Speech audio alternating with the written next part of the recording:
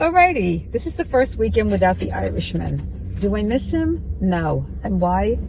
As I recall, he was a chronic complainer. In the beginning, the complaining was like very subtle, like he wouldn't like really complain that much, maybe about the food. That's how it started. You know, this chicken parmesan, it could be better. I'm like, okay. And like I'm telling you, every time we would go out, he would order chicken parmesan and criticize it. And then he would talk about this one place that he really liked it in Parm, New Jersey. So of course we had to go there, and it was really good. I have to say he was right. But still, I like the other chicken parmesans as well, because I'm not so picky. He thought he's Craig Claiborne reincarnated, like a food critic from the New York Times, or maybe the New Jersey Herald. I don't know what paper they have in New Jersey.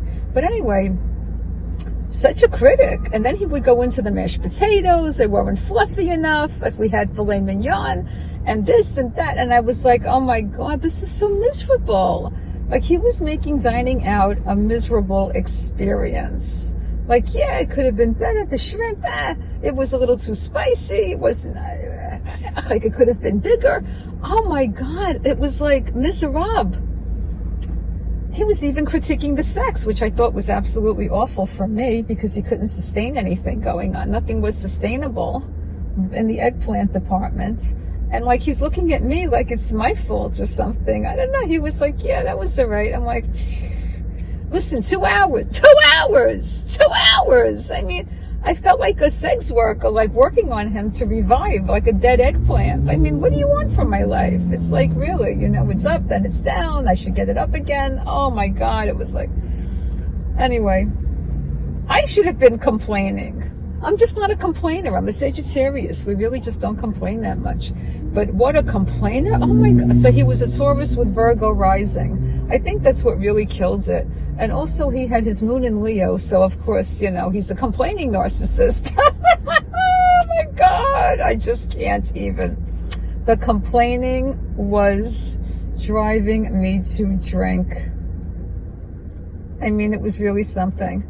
Add to that how he became cheap overnight. He always was cheap. He was just hiding it. So ladies, whenever you see a guy change from the beginning, oh, he was so nice in the beginning. Yeah, he wasn't him. He was an imposter. He was pretending. What you see at the end, that's the person who was really, really there. And what about me? I was the same. I'm always the same. You know, when I told him, I said, how you see me on the first date is how I'm going to be on the last date. Of course, if you aggravate me, I'm not going to be that thrilled. But pretty much, I'm the same. I don't change. So, you know, there you go. That's the story. You know, I don't show up in a really nice dress on the first date and wear yoga pants on the last date. Although I really could have. Maybe I should have. For some reason, I'm wearing the same dress again. I love this dress. I wear this dress a lot. You know how certain dresses, you just wear them to death? I have to really switch it up. I wore this dress too many times in the past week. Of course, I washed it a million times more, but it's just getting ridiculous.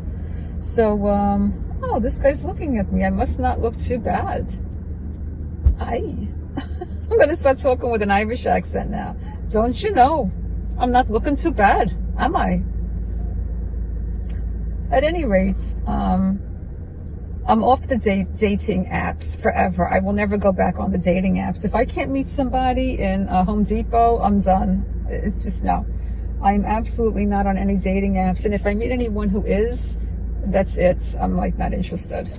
And if someone thinks they're going to delete their app and I'm not going to watch them deactivate their accounts, I'm hip to all the tricks now. There's a lot of tricks. And there's even apps that you can detect cheaters. Okay? But I mean, like, who wants to be doing this? But there are apps that you can scan for $25 if the person is still on Bumble. So there's this, I forgot the word. I'll have to drop it down in the comments. I will drop it down in the comments. It's a one-time charge, $25, which seems to be worth it, you know? But I'm not seeing him anymore, so I don't care what he's doing or what he did. He did enough. I don't need any further evidence. So that's it. I don't miss him because, I mean, he was so miserable. I mean, what was there to miss? Let's go down the list. Okay.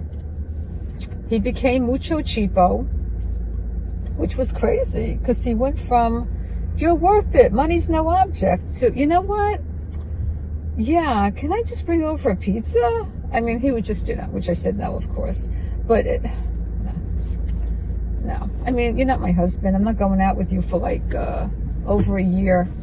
We're still in the courtship phase. Don't pizza me. I mean, it wasn't even 6 months already. No. Anyway, so he was getting very cheap, looking at collecting receipts from all our dates, keeping a file on how much he was spending, looking at the check like, not wanting to get me any more gifts. Not that I wanted expensive gifts, but like, little things here and there. Like, no, just wasn't being thoughtful anymore. And let's see. I mean, gifts are my love language. I told him that from day one. It doesn't have to be something extravagant. It could be anything, And let's see, what else? The communication was so bad. I mean, what is this? You're texting me and dropping the bomb in the middle of a text? Hi, how are you? Good. Nothing. Then I would feel like I would want to ask him, like, what's wrong with you? Are you there? Did you disappear? Did you drop dead? Did you have like a coronary? But I didn't do that because I saw through him from the beginning, and I wasn't liking that manipulative communication. I mean, have a decent conversation. He just couldn't do it. He was just so invested in, seeing how many different women he could get narcissists to supply from. I mean, God only knows. He never got off the Bumble app. He just deleted his profile. And you know what I heard that they do now too? They block you. Yes, they block you, so you can't see if they're active. How do you like this? These guys are something else. They think of everything. But yet, again, there are apps to detect if their profiles are on anywhere. I mean, who can go through this? You have to be like in the CIA. I mean, I can't operate like this. Then you could do something else. You put the Apple AirTag on their car so you know where they are. And you make them have an app where you know where they're located 24/7. Okay? You almost have to put a chip in these guys. That's what I really advocate for. Just put a chip in the guy so that you know where he is at all times. I know people that have their husbands on an app that the husbands consented to be on because they cheated, all right? And the women know exactly where they are 24/7, okay? And they have an Apple tag. It's an Apple AirTag that you put on the guy's car. It's crazy. I mean, this is where you can track their location all the time. I can't do that. I'm too, I don't have the bandwidth for all of that. I'd rather just not be involved with somebody. I can't just go around tracking people. It doesn't even matter if the guy is short, fat, and ugly. That doesn't work either. It just doesn't matter. Because the shorter and uglier they are, the worse they are, because they need so much validation and reassurance. So that's even worse. Better off with a good-looking guy. He doesn't need all that validation. He knows he can get women. So you're much better off with a good-looking guy. And then if he does step out on you, at least he was nice-looking. This guy was physically attractive to me, but awkward. No swag. He thought he had game. I didn't see it. He was playing games, but he didn't have game. He didn't have swag. He just didn't have it. He just didn't. Even when he had new clothes, he was dressing like a schlep. You have new clothes. Why don't you wear it? He was just a schlep, depressed, complaining, miserable person. Just never happy. The glass was always half empty, always a victim. The only time you'd see emotion was when he got angry. So I would like to see him angry, not at me, but at, other things. And let me tell you, that's when he'd come alive. Otherwise, he was dead, an empty vessel. And like he would script, I'm looking forward to seeing you, Michelle. Then he said, talk to me like I'm your girlfriend. Oh, okay, sexy lady. It was like programming a robot. Unfortunately, he wasn't all that cooperative when it came to consistent communication. And disappearing off the goddamn grid, vanish. Just vanish. No. If you're dating someone exclusively, you need to know what they're up to. I don't mind telling you what I'm doing, okay? I think he was jealous of all my friends too. He wanted to monopolize my time. He wanted to see me like constantly